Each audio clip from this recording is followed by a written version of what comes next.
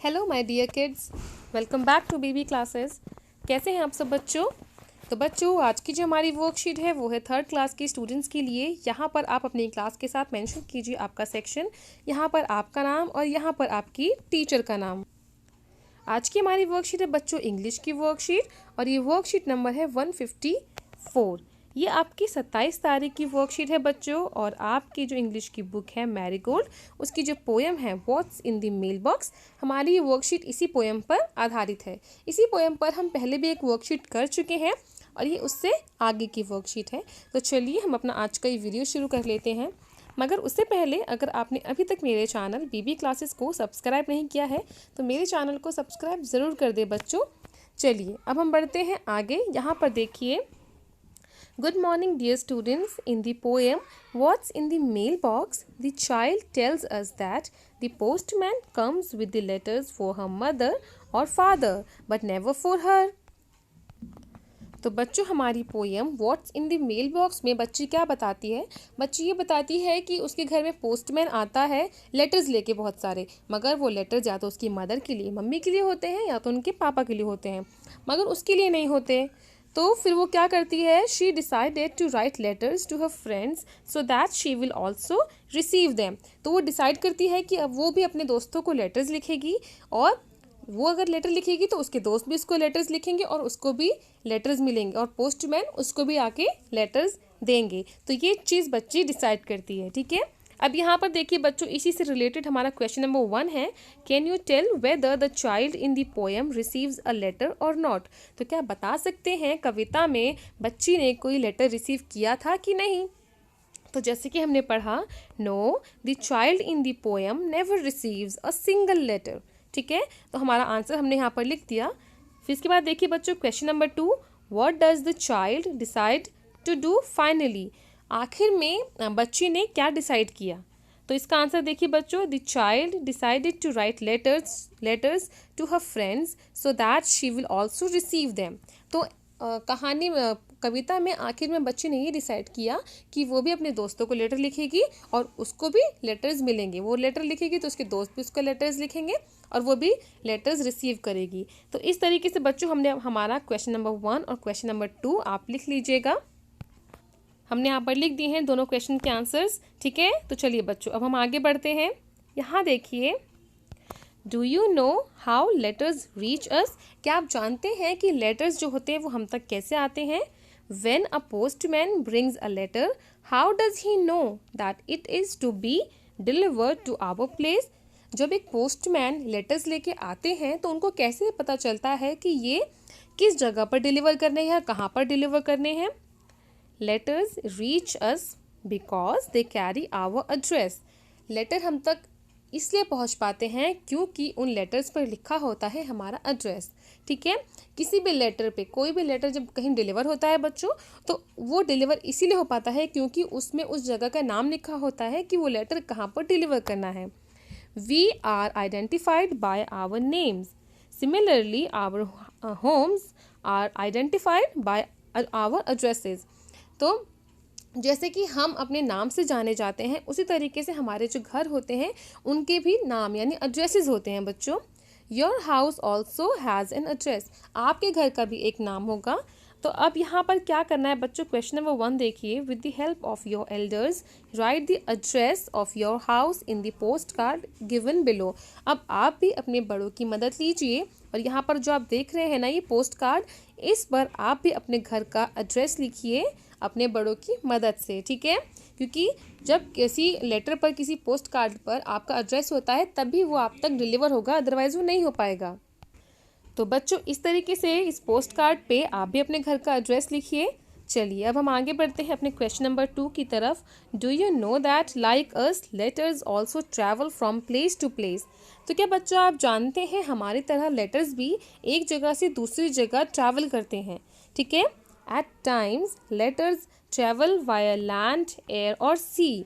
अब ऐसा हो गया है कि जो लेटर्स होते हैं वो किन किन चीज़ों से होते हुए, लैंड, एयर और सी, इन सब जगहों से होते हुए हम तक पहुंचते हैं। Now look at the pictures carefully and encircle the means of transport that carry letters in them and deliver them from one point two other. अब यहाँ पर इन पिक्चर्स को देखिए, यहाँ पर बहुत सारे मीन्स ऑफ ट्रांसपोर्ट हैं। यहाँ पर हमको उनको एनसर्कल करना है जिन मीन्स ऑफ ट्रांसपोर्ट के द्वारा जो लेटर्स हैं वो हम तक पहुँचते हैं। ठीक है बच्चों, तो यहाँ पर बहुत सारे पिक्चर्स हैं। फर्स्ट पिक्चर है वो है एक स्कूटर का, तो इसके द्वारा हमें लेटर्स डिलीवर नहीं होते हैं। सेकंड पिक्चर है ये मेट्रो का, नहीं इसके द्वारा भी नहीं होते हैं। जो ये थर्ड पिक्चर है हेलीकॉप्टर का, कुछ केसेस में कुछ लोगों को जो लेटर्स होते हैं बच्चों वो इन हेलीकॉप्टर्स के द्वारा भी डिलीवर होते हैं, तो इनको हम मान के चल सकते हैं कि हाँ हम इनको एनसर्कल कर सकते हैं। ठीक है, फिर उसके बाद जो फोर्थ पिक्चर है वो है एक शिप की पिक्चर, तो शिप के द्वारा जी हाँ हमें लेटर्स डिलीवर होते हैं। जब कोई जगह ऐसी होती है जहाँ पर जो सामान पहुँचाने के लिए, लेटर्स पहुँचाने के लिए जब समुद्र पार करना पड़ता है तो उनके लिए हमें क्या यूज़ करना पड़ता है, उनके लिए हमें यूज़ करनी पड़ती है शिप, तो इनके द्वारा लेटर्स एक जगह से दूसरी जगह डिलीवर होते हैं। ठीक है, थर्ड है ऑटो, तो नहीं इसके द्वारा हमें लेटर्स डिलीवर नहीं होते हैं। फिर यहाँ पर ये देखिए जो ये है इसके द्वारा भी नहीं। फिर नेक्स्ट पिक्चर है बच्चों ट्रेन, तो ट्रेन के द्वारा भी हमको लेटर्स एक जगह से दूसरी जगह ट्रैवल करते हैं, हमको डिलीवर होते हैं। ठीक है, फिर उसके बाद ये बच्चे ट्रक, ट्रक तो बहुत ही ज़्यादा इम्पॉर्टेंट मीन्स ऑफ ट्रांसपोर्ट है लेटर्स डिलीवर करने का। ठीक है, और एरोप्लेन, लास्ट पिक्चर है एरोप्लेन, पहले आप इनको एनसर्कल कर लीजिए। फिर लास्ट पिक्चर है एरोप्लेन, तो एरोप्लेन के द्वारा भी बच्चों लेटर्स एक जगह से दूसरी जगह डिलीवर होते हैं। तो इस तरीके से हमने इन सारी मीन्स ऑफ ट्रांसपोर्ट को एनसर्कल कर लिया है जिनके द्वारा हमको लेटर्स डिलीवर होते हैं। ठीक है बच्चों, चलिए अब हम आगे बढ़ते हैं अपने क्वेश्चन नंबर 3 की तरफ। Now let's have some fun by making our own envelope. तो अब हम यहाँ पर अपना खुद का अपना एनवलप बनाएंगे, जैसे कि हमको यहाँ पर स्टेप्स दिए गए हैं और यहाँ पर पिक्चर्स भी दिए गए हैं आपकी हेल्प के लिए कि आप किस तरीके से बढ़िया से अच्छा से एक एनवलप बना सकते हैं। तो सबसे पहला स्टेप देखिए बच्चों, cut a coloured paper into the shape of heart. तो एक कलर्ड पेपर को हार्ट की शेप में आप कट कीजिए इस तरीके से। ठीक है, फिर उसके बाद देखिए बच्चों second point, put the back side up so that it becomes the inner side of envelope. अब इसके बाद जो कलर पेपर था उसको आप पलट दीजिए इस तरीके से, ताकि जिससे जो कलर वाला पार्ट है वो बाहर की तरफ यानी एनवलप के रूप में दिखे और जो ब्लैंक साइड है वो अंदर की तरफ हो जाए। ठीक है, अब थर्ड स्टेप देखिए बच्चों, now fold both the sides of heart. अब आपको हार्ट की दोनों साइड्स को इस तरीके से फोल्ड करना है। इसको फोल्ड करने के बाद फोर्थ स्टेप देखिए बच्चों, now fold the upper side of the heart leaving the corner and apply glue on it. अब आपको इसका जो अपर साइड है ये वाला जो पोर्शन था इसको फोल्ड करना है। ठीक है, और इसको फोल्ड करने के बाद आपको इस तरीके की शेप मिलेगी और इसको आप ग्लू से चिपका दीजिए। ठीक है, फिर अब फिफ्थ स्टेप देखिए बच्चों, fold the pointed side and leave it without the glue to open and close the envelope. अब आपको जो ये जो कॉर्नर वाला पार्ट है जो खुला हुआ है इस तरीके से, इसको सिर्फ आपको फोल्ड करना है, इसको आपको पेस्ट नहीं करना। इसको एक एनवेलप का रूप देने के लिए आपको सिर्फ इसको फोल्ड करना है, जिससे इसको खोला और बंद किया जा सके इजीली, ताकि आप इसके अंदर अपना लेटर डाल सकें। अब सिक्स्थ स्टेप देखिए जो लास्ट है, वो envelope is ready to be used. तो इस तरीके से आप अपने पसंद के कलर के बहुत सारे एनवेलप इन्हीं स्टेप्स को फॉलो करते हुए बना सकते हैं बच्चों। ठीक है, तो इस तरीके से आपका अच्छे से अच्छा एनवेलप बन जाएगा बच्चों।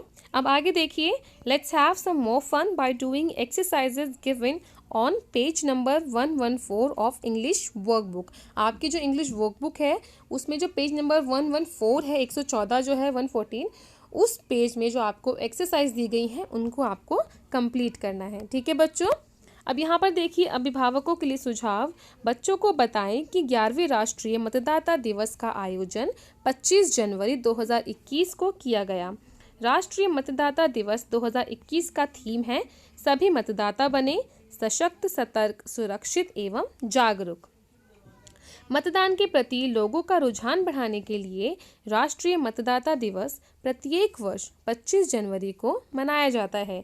चूँकि हर एक वोट ज़रूरी है, इसलिए हमें मतदान के अपने अधिकार का अवश्य इस्तेमाल करना चाहिए। ठीक है बच्चों, तो चलिए देखिए, इसी के साथ हमारी आज की जो वीडियो है वो यहीं पर कंप्लीट होती है। उम्मीद करती हूँ आपको ये वीडियो पसंद आई होगी। अगर आपको ये वीडियो पसंद आई है तो इसको लाइक ज़रूर करें और अपने दोस्तों में शेयर भी ज़रूर कीजिएगा। चलिए जल्द ही मिलूंगी आपसे एक नई वीडियो के साथ। तब तक पढ़ते रहें, बढ़ते रहें। Thanks for watching. Bye bye.